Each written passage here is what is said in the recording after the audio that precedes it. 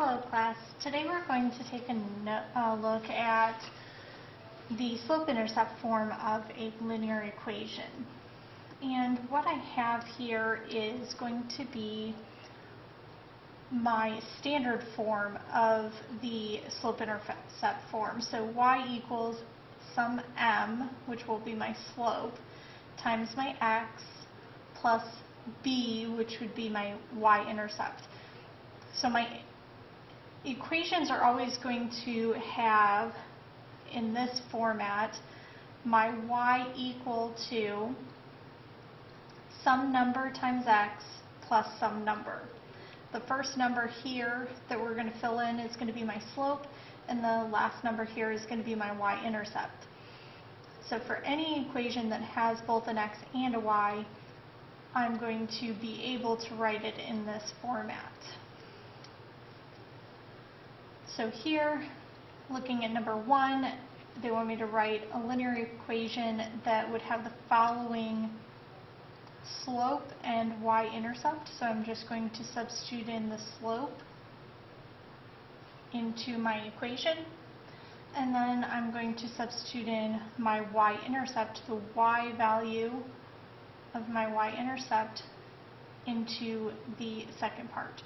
This is where we were talking the other day in class about having a starting value, quote unquote starting value, where my graph crosses my y-axis, and the rate of change, how much the slope is, are both going to be represented in this form.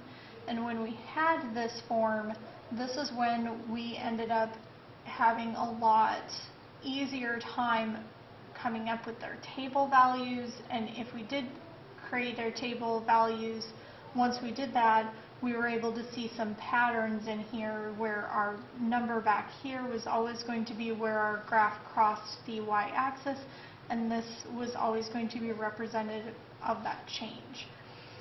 So here in number 2, again, we're going to have our standard y equals some number times x plus some other number. So the slope is always going to be the number in front of my x value, and my y-intercept is always going to be the number that comes last in this standard form. So I'm going to leave a couple of questions for us to work on as a group. And then number 5, determine the slope and y-intercept for each linear function in slope-intercept form. So here I want to record the slope as a -5 because that's the number in front of my x. I could record this as a -5 over 1 if I wanted to keep it in fraction form. Either one would be acceptable. And then the y-intercept. The y-intercept is going to be more than just the number 8. Just like we did up here, we ended up listing the y-intercept what it is. It's where the graph intercepts or crosses the y-axis is going to be a point. The x value is going to always be a 0, and the y-intercept is going to be whatever that number is back here. So we'll go ahead and leave number 6 to do together. Rewrite the following linear equations so that they are in slope-intercept form. Here I'm just going to go ahead and solve my equation so that my y is by itself. So in this one I can go ahead and subtract 7 from both sides. Now the 2x and the -7 are not like terms, so I can't combine them. I'm just going to get a 2x minus 7. So writing it in this standard format where my y is first, I get y equals 2x minus 7 as my final answer there. So sometimes we don't have both an x and a y value. We have to have at least one of those two variables, but we don't have to have both of them all the time. in this case, writing this equation in the format y equals some slope times x plus some constant, my x value is actually going to have a 0 in front of it, basically saying that I have 0 x's here. And then my y-intercept is going to be my 3. The 3 is my y-intercept because it does not have an x value. So the 3 is going to be back here as my y-intercept, and my zeros, I can say that there are 0 x's, and my slope here then would be a 0. And we'll go ahead and save some for our discussion. So for graphing, we must first plot the y-intercept, and then we're going to follow the pattern from the slope to find out more points on the line. Just like we did the other day where we graphed a couple of points and then we used the pattern that was forming. Here we're going to graph our y-intercept first, and then we're going to use that slope again. So on here I'm going to start by writing down what my slope is and what my y-intercept is. My slope is going to be 3 over 1, and then my y-intercept is going to be a 0, -4, remembering that this is going to be a point. So I'm going to graph the point where my x is 0 and my y is -4.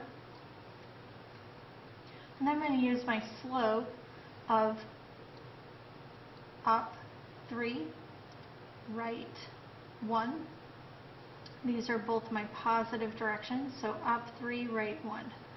Over and over and over again until I clear my graph one way, and then I can see if I can get, instead of up and to the right, I could also try down and to the left. So down 3 and left 1 will also work. And then I can go ahead and grab a straight edge.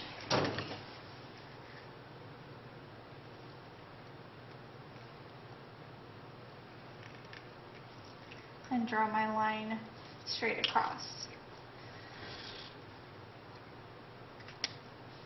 So that covers us until question number 13. And again, we're going to be using these problems as part of our lesson. So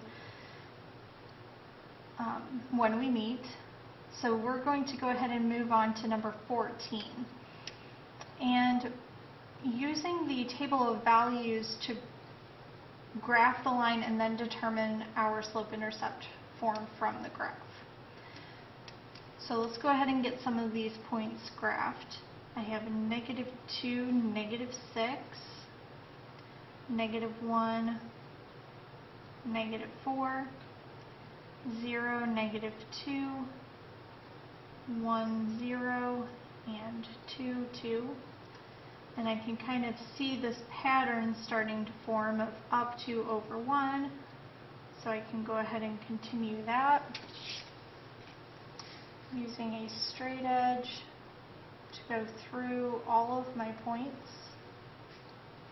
to graph my line. And then I can use this line to see where did I cross over the y-axis, which would be my y-intercept. So my y-intercept is going to be the point 0, -2. And then my slope is going to be up 2 over to the right 1. So I can use my slope triangle here to say that both of these would be positive, and my slope would be 2 over 1.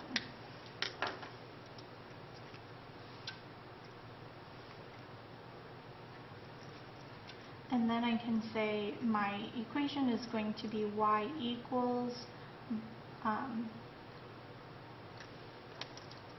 y equals 2 over 1, or just 2, plus a -2. Now you can rewrite this as y equals 2x minus 2. You don't need plus a negative. This would be fine as well. Then we'll go ahead and finish number 15 when we come together as a group as well. So then let's go ahead and take a look at our notes on page 13. So here we're just given an equation in slope-intercept form and we're just asked to graph. So I'm going to go ahead and start by graphing where I have my -2 is going to be my y-intercept.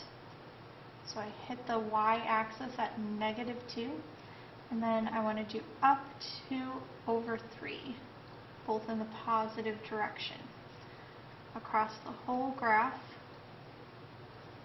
from one side to the other.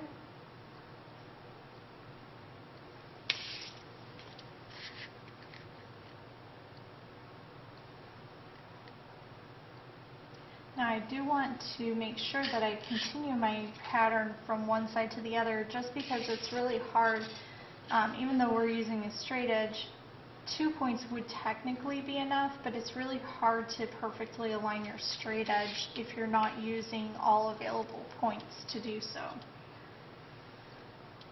Alright, so then now for question number 2, they did not give us a format that would be really nice if we had that y equals mx plus b format. So I can get it for myself. Here I'm going to add x to both sides to try to get my y by itself. And I see that my x's are gone. I no longer have any x values left. All I have is y equals 3. So changing that to y equals mx plus b format, I would get y equals 0x plus 3. That means that my slope is 0. I have 0 x's in this equation, or 0 remaining x's. So I have a y-intercept of 3, and then I'm going to go up 0 and over any number that I choose to. So I can just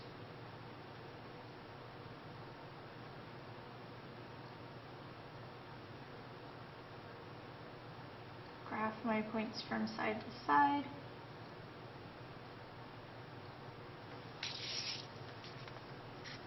And this represents a slope of 0. Remember from our notes the other day, our